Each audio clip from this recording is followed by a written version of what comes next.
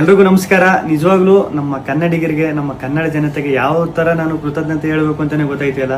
ನಿಜವಾಗ್ಲೂ ನಾನು big boss ಮನೆ ಒಳಗಡೆ ಇದ್ದಾಗ ಹೊರಗಡೆ ನನಗೆ ಈ ಥರ ಸಪೋರ್ಟ್ ಸಿಗ್ತೈತೆ, ಈ ಥರ ನನ್ನ ಎಲ್ಲ ಪ್ರೀತಿಸ್ತವ್ರೆ, ಆ ಪ್ರೀತಿ ಪ್ರೋತ್ಸಾಹ ಕೊಡ್ತವ್ರೆ ಅಂತ ಕನ್ಸು ಮನ್ಸಲ್ಲೂ ಅನ್ಕೊಂಡಿರಲಿಲ್ಲ.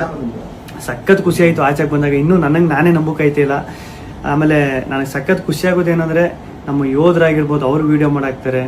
ಆಮೇಲೆ ನಮ್ಮ ಕನ್ನಡ ಜನತೆ ಅಲ್ಲದೆ ಬೇರೆ ರಾಜ್ಯದವರು, ಆಂಧ್ರ, ತಮಿಳುನಾಡು, ಬೇರೆ ದೇಶದಲ್ಲಿರೋರು, ಆಮೇಲೆ ನಮ್ಮ ರೈತರು ಈ ಸಂಕ್ರಾಂತಿ ಹಬ್ಬದಲ್ಲೆಲ್ಲ ಕಿಚ್ಚೊಡಿಬೇಕಾದ್ರೆ ಹಸುಗಳ ಮೇಲೆಲ್ಲ ಚಿತ್ರ ಬಿಡಿಸ್ಕೊಂಡು ಫೋಟೋ ಹಾಕೊಂಡೆಲ್ಲ ಸಕ್ಕ ಸಪೋರ್ಟ್ ಮಾಡಿದ್ರು.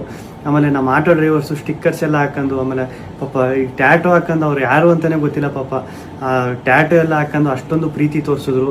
ಒಬ್ರು ಇಬ್ರು ಅಂತ ಹೇಳೋಕ್ಕಾಗೋದಿಲ್ಲ, ಚಿಕ್ಕ ಮಕ್ಕಳಿಂದ ಹಿಡಿದು ದೊಡ್ಡವ್ರವರೆಗೂ ಅಷ್ಟೊಂದು ಪ್ರೀತಿ ಪ್ರೋತ್ಸಾಹ ಕೊಟ್ಟು ಈಗಲೂ ಕೊಡ್ತಾ ಇದ್ದೀರಿ.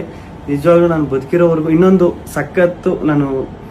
ಸಖತ್ತು ಆಶ್ಚರ್ಯ ಆಗಿದ್ದು, ಖುಷಿಯಾಗಿದ್ದು. ನಮ್ಮ ಮೀಡಿಯಾ, ನಮ್ಮ ನ್ಯೂಸ್ ಚಾನೆಲ್ಗಳು ಅಷ್ಟೊಂದು ಸಪೋರ್ಟ್ ಮಾಡಿದ್ರು ನಂದು.